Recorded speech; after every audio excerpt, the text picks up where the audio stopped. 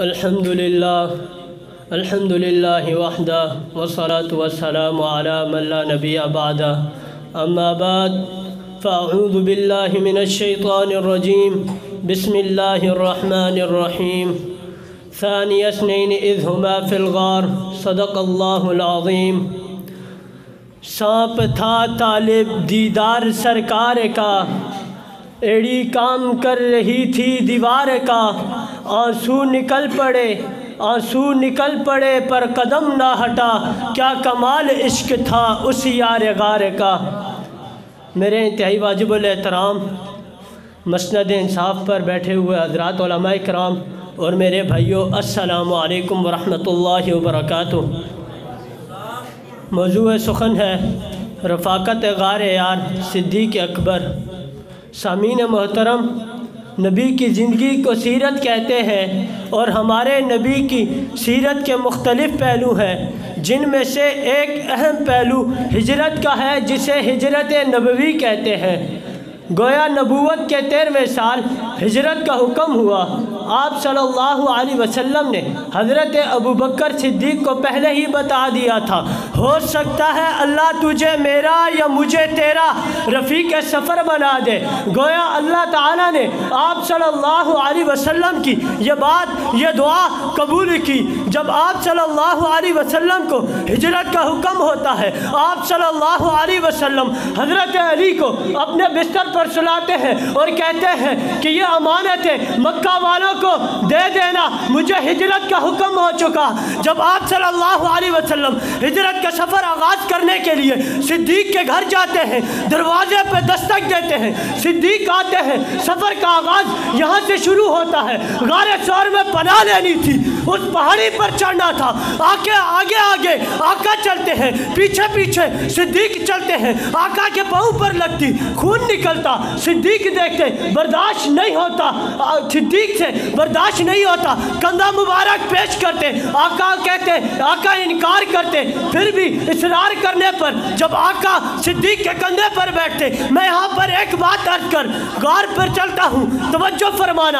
اکثر علماء بھی بتاتے ہیں، کتابوں میں بھی لکھا اور اصل میں بھی ایسا ہے کہ آقا کے کندھے پر مہر نبوت ہے، آقا کے کندھے پر مہر نبوت ہے اور صدیق کے کندھے پر وجود نبوت ہے۔ سامعین محترم، غار ثور کی جگہ پر پہنچتے، صدیق اندر داخل ہوتے، غار کی صفائی کرتے۔ غار میں کچھ سوراخ باقی تھے، ان سوراخوں کو اپنے سر سے عمامہ اتارتے، اس کے ٹکڑے ٹکڑے کر غار کے سوراخوں کو بند کرتے۔ ایک سوراخ رہ جاتا جس پر صدیق اکبر اپنی ایڑی مبارک رکھ دیتے۔ صدیق اپنی ایڑی مبارک رکھ کر پھر قمیص اتارتے اور اس کا سرہانہ بنا کر آپ صلی اللہ علیہ وسلم کو کہتے، تقدم یا رسول اللہ تشریف لائیے۔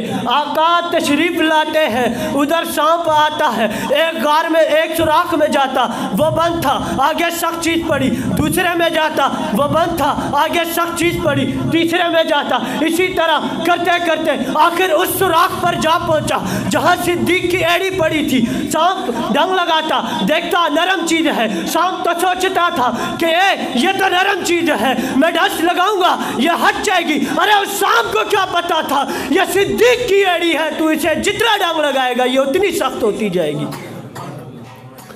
جب سانپ نے ڈنگ لگایا، زہر ایڑی سے چلا گھٹنوں پر تو گھٹنوں نے برداشت کیا، گھٹنوں سے چلا پیٹ پر تو پیٹ نے برداشت کیا، پیٹ سے چلا آنکھوں پر تو آنکھیں برداشت نہ کر پائی اور نبوت کے چہرے پر آنسو گر پڑا۔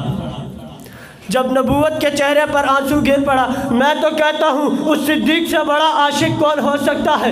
ضرور اس نے سر پر ہاتھ مارا ہوگا، ارے ضرور اس نے قمیص پر ہاتھ مارا ہوگا کہ اس سے صاف کرتا ہوں، پر میرے رب کی رحمت کو جوش آیا ہوگا، میرے رب نے کہا ہوگا، اے صدیق تو کیوں دیکھتا ہے اپنی پگڑی کو، تو کیوں دیکھتا ہے اپنے کپڑے کو، مجھ سے پوچھنا تیرے ان آنسوؤں کی قیمت کیا ہے؟ نہ تو یہ غار کی مٹی پر گریں گے، نہ تو یہ کپڑے سے صاف ہوں گے، ارے یہ گریں گے تو نبوت کے چہرے پر گریں گے۔ جب نبوت کے چہرے پر آنسو گرتے ہیں، آقا بیدار ہوتے ہیں، صدیق سے پوچھتے ہیں ارے صدیق بتا یہ کیا ہوا؟ صدیق یہ آنسو کیوں؟ صدیق کہتے ہیں یا رسول اللہ پریشانی کی کوئی بات نہیں، بس سانپ نے ڈنگ لگا دیا تھا۔ جب سانپ نے ڈنگ لگا دیا، آقا پوچھتے ہیں مجھے بتاؤ تو مجھے بتاتے تو صحیح۔ صدیق کہتے ہیں یا رسول اللہ پریشانی کی کوئی بات ہی نہیں جب شفاخانہ میری گود میں موجود ہے۔ میں اپنی تقریر کا اختتام انہی شعر پر کرتا ہوں۔ وہ پہلا مددگار پہلا صحابی، نبی نے جسے ہر قدم پر دعا دی، وہ افضل بشر بعد از انبیاء ہے، وہ جانے صداقت وہ جانے وفا ہے، فرشتے اسی کی اداؤں پہ عاشق، اسی کی نمازوں دعاؤں پہ عاشق۔ وما علینا الا البلاغ۔